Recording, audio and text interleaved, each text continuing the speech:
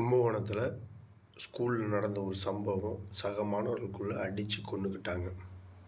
அதுக்கு காரணமும் முழுக்க முழுக்க பேரண்ட்ஸுன்னு தான் நான் சொல்லுவேன். கண்டிப்பாக.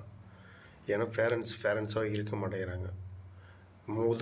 பிள்ளைங்களுடைய வலி என்ன ஏதுன்னு புரிஞ்சுங்க. அவங்களுடைய நோக்கம் என்ன, என்ன எது, எப்படி பண்ணுறான் என்னதுன்றத புரிஞ்சுங்க. பேரண்ட்ஸாக தான் நான் சொல்லுவேன்.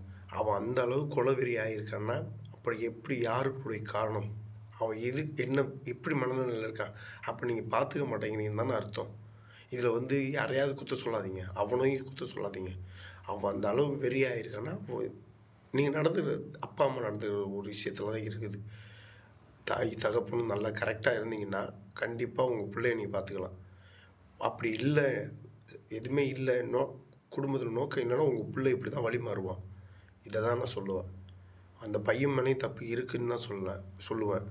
ஆனால் இருந்தாலும் 75% உங்கள் அப்பா அம்மா மேலே தான் இருக்குது.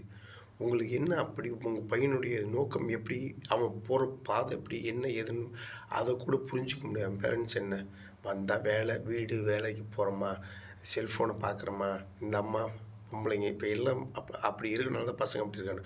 தயவுசெய்து அப்படி இருக்காதிங்க. பசங்களும் அந்த மாதிரி இருக்காதிங்க.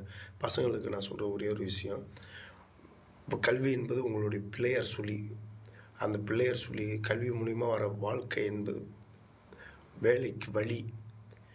அந்த வழி மாதிரி நீங்கள் போயிட்டீங்க கண்டிப்பாக ஆகிடுவீங்க பலி. அதுதான் பசங்க தயவுசெய்து புரிஞ்சுக்கணும். எதுவும் இந்த மாதிரி விஷயம்லாம் நடக்கக்கூடாது, இந்த மாதிரிலாம் நம்ம கேட்கக்கூடாதுன்னு நம்ம நினைக்கிறோமோ அதுதான் நடந்துக்கிட்டு இருக்கு இந்த உலகத்தில். நம்ம கரெக்டாக இருந்தால் பசங்களும் கரெக்டாக இருப்பானுங்க. நம்ம சரியாக இல்லாத காரணத்தினால தான், பேரண்ட்ஸ் சரியாக இல்லாத காரணத்தினால தான் பிள்ளைங்களுடைய வழி மாறுது.